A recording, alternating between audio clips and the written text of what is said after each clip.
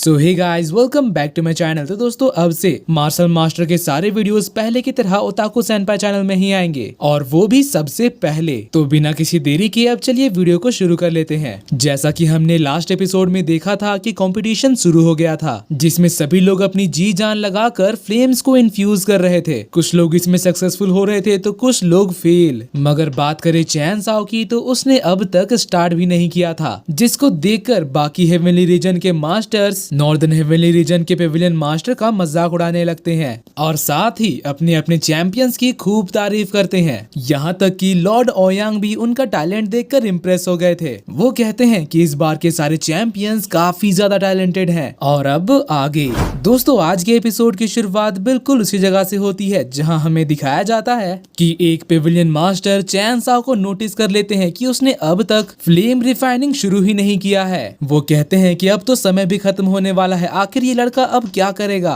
तभी उनकी ये बात सुनकर एक दूसरे मास्टर जोर जोर से हंसने लगते हैं और कहते हैं कि मास्टर सुआन सेंग, आपके नॉर्दर्न हेवनली रीजन के टीम का कैप्टन तो सच में काफी ज्यादा टैलेंटेड है। जरा देखिए तो, उसने अब तक एक भी फ्लेम को फ्यूज नहीं किया है। और ये सब कहकर उनका मजाक उड़ाने लगते हैं। तभी ईस्ट कॉन्टिनेंट के पेविलियन मास्टर कहते हैं कि मास्टर सुआन सेंग, मैंने तो ये भी सुना था कि आपने अपने नॉर्दर्न हेवनली रीजन के पेविलियन का सारा पैसा इस चैन साओ के ऊपर लगाए हैं, और आपको तो ये भी लग रहा था कि आपका ये चैंपियन इस कंपटीशन को भी जीत जाएगा। मगर देखिए तो सही, अब तो मुझे आपके बहादुरी पर दाद देना पड़ेगा। वेस्ट कॉन्टिनेंट के पेविलियन मास्टर भी कहने लगते हैं कि मास्टर सुआन सेंग, आपकी टीम तो सच में लाजवाब है। आपके इस डेडिकेशन और करेज को देखकर मैं आपके सामने हाथ जोड़ता हूँ। वहीं मास्टर सुआन सेंग को भी उनकी बातें सुनकर बुरा लग रहा था, मगर वो इसके जवाब में कुछ भी नहीं कहते। तभी मास्टर हुआंग आगे बढ़कर कहने लगते हैं कि अभी अभी तो ये गेम शुरू ही हुआ है, आखिर अभी से ही आप लोग हमारे चैन साओ के ऊपर इतना डाउट कैसे कर सकते हो। अभी तो पिक्चर शुरू हुई है, थोड़ा क्लाइमेक्स का इंतजार तो करिए। जिस पर ईस्ट कॉन्टिनेंट के पेविलियन मास्टर कहते हैं कि ठीक है, फिर चलो देख ही लेते हैं आखिर अब ये लड़का कर क्या सकता है। फिर हमें रेड बालों वाले लड़के को दिखाया जाता है, जो कि जिसने अब तक टोटल 7 फ्लेम्स को इन्फ्यूज कर लिया था। उसके फ्लेम्स की एनर्जी इतनी ज्यादा थी कि उसके आसपास के कॉम्पिटिटर्स भी ये चीज महसूस कर पा रहे थे।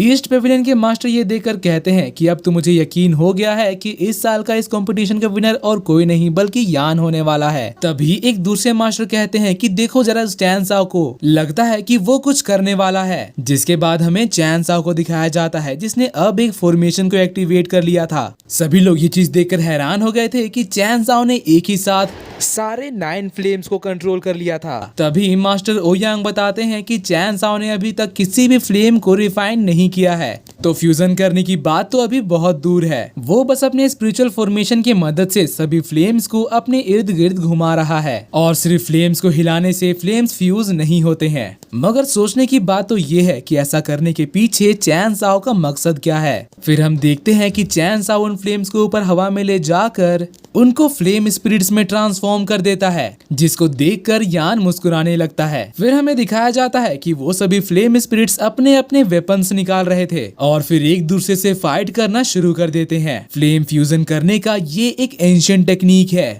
जिससे वही फ्लेम्स जीतते जाएंगे जो कि पावरफुल होंगे, और हारने वाला फ्लेम स्पिरिट जीतने वाले के अंदर एब्जॉर्ब हो जाएगा, जिससे फाइनली एक अल्टीमेट फ्लेम स्पिरिट बनेगा। पेविलियन मास्टर्स तो ये देखकर हैरान रह जाते हैं, उन्हें समझ में ही नहीं आ रहा था कि आखिर ये किस तरह का टेक्निक है। वहीं लॉर्ड ओयांग भी ये चीज गौर से देख रहे थे। सभी फ्लेम स्पिरिट काफी ज्यादा पावरफुल थे, मगर उनमें से जो सबसे ज्यादा फ्लेम स्पिरिट्स को मार रहा था वो था ब्लैक फ्लेम। वहीं सबसे लंबी फाइट रेड फ्लेम और येलो फ्लेम्स के बीच चल रही थी, जिसका इम्पैक्ट इतना ज्यादा था कि उसको यहाँ पर सभी लोग महसूस कर पा रहे थे। फिर हम देखते हैं कि अगरबत्ती के बुझने से पहले ही चैन साओ का फ्लेम फ्यूजन कंप्लीट हो जाता है, जबकि यहाँ पर कुछ लोगों का फ्लेम्स लास्ट मोमेंट में आकर डिस्ट्रॉय हो जाता है। तभी एक मास्टर आगे बढ़ते हुए अनाउंस करते हैं कि इस कंपटीशन का पहला राउंड यहीं पर खत्म होता है। वेस्ट कॉन्टिनेंट के मास्टर तो ये देखकर हैरान हो जाते हैं कि आखिर चैन साओ ने इतने कम समय में सभी फ्लेम्स को कैसे इन्फ्यूज कर लिया। वहीं एग्जामिनर कहते हैं कि जिन कंटेस्टेंट्स ने 3 से ज्यादा फ्लेम को इन्फ्यूज कर लिया है वो सभी आगे बढ़े और मेरे पास उसकी रेटिंग करवाएं। और फिर एक डिवाइन इंस्ट्रूमेंट बाहर निकालते हैं जिसको देखकर सभी कंटेस्टेंट्स आगे बढ़ने लगते हैं। एग्जामिनर बताता है कि इस डिवाइस की मदद से मैं तुम सबके फ्लेम्स का रेटिंग बताऊंगा, तो इसके ऊपर अपने फ्लेम से अटैक करो। सबसे पहले नॉर्दर्न हेवनली रीजन का यू हाचिन आगे बढ़ता है और उसके फ्लेम की रेटिंग आती है 653। ऑडियंस तो ये देखकर हैरान हो जाते हैं। वो कहते हैं कि ये बंदा तो नॉर्दर्न हेवनली रीजन से बिलोंग करता है, लेकिन इसके बावजूद भी इसका स्कोर इतना ज्यादा है, शायद हमें अब उनको अंडर एस्टिमेट नहीं करना चाहिए। जिस पर उसका साथी कहता है कि ये तो बस पहला कंटेस्टेंट था, अभी तो ईस्ट और वेस्ट हेवनली रीजन के चैंपियंस का टेस्ट होना बाकी है। मुझे यकीन है कि उनका स्कोर इससे तो ज्यादा ही होगा। फिर एग्जामिनर दूसरे कंटेस्टेंट का स्कोर बताता है जो कि था 669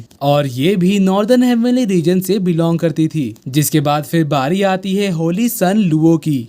उसके फ्लेम का रेटिंग आता है 683। लुओ ये सुनकर काफी ज्यादा खुश हो जाता है। वो कहता है कि चैन साओ, अगर उस दिन मेरी फाइट तुमसे नहीं हुई होती तो शायद ही मैं इन कुछ महीनों में इतना ज्यादा ट्रेनिंग करता। मेरी स्ट्रेंथ तुम्हारे वजह से ही बढ़ी है और इसके लिए मैं तुम्हें थैंक यू कहता हूँ। अब उसके बाद फिर बाकी हेवनली रीजन्स के लोग भी आगे बढ़कर अपने अपने फ्लेम्स की रेटिंग करवाने लगते हैं। साउथ हेवनली रीजन की सीसुई का स्कोर 789 आता है, जिसको सुनकर यहाँ पर सभी पेविलियन मास्टर भी हैरान हो जाते हैं। और उसके बाद से जितने भी कंटेस्टेंट्स अपना रेटिंग चेक करवा रहे थे सभी का स्कोर 700 से ऊपर ही आ रहा था। और बात करें ये मो की तो उसका फ्लेम का रेटिंग 853 आता है, मगर बाकी रीजन से भी कुछ लोग ऐसे थे जिनका स्कोर 200 या फिर 300 आ रहा था। मतलब यहाँ बहुत सारे लोग बुरी तरह से फेल हो रहे थे। फिर बारी आती है वेस्ट कॉन्टिनेंट के यान की। उसका फ्लेम काफी ज्यादा ब्राइट था जिसको देखकर यहाँ पर सभी लोग हैरान थे। वो आगे बढ़कर बड़े ही कॉन्फिडेंटली इंस्ट्रूमेंट में अपना फ्लेम डालता है और उसका स्कोर निकल कर आता है 931, जो कि अभी तक का सबसे हाईएस्ट रिकॉर्ड था। सभी लोग ये देखकर पूरी तरह से हैरान हो जाते हैं। एग्जामिनर ने भी अब तक अपनी जिंदगी में कभी भी किसी फ्लेम का रेटिंग इतना ज्यादा नहीं देखा था। लॉर्ड ओयांग और बाकी सारे पेविलियन मास्टर भी इस चीज से हैरान हो गए थे, मगर अभी भी चैन साओ का आना बाकी था। और दोस्तों इसी के साथ आज का ये एपिसोड यहीं पर खत्म होता है। इसका नेक्स्ट एपिसोड आपको संडे की सुबह को सबसे पहले इसी चैनल पर मिलेगा, तो उसके लिए तैयार रहना। और अगर आपको मेरी एक्सप्लेनेशन और ये एपिसोड पसंद आए तो प्लीज वीडियो को लाइक कर दीजिएगा और जाने से पहले चैनल को सब्सक्राइब करके बेल नोटिफिकेशन भी ऑन कर लेना, ताकि जैसे ही इसका नेक्स्ट एपिसोड आए तो आपको सबसे पहले पता चल जाए। तो मिलते हैं आपसे अगली वीडियो में, तब तक के लिए bye bye, be happy, be safe and thanks for watching. 君の虜にな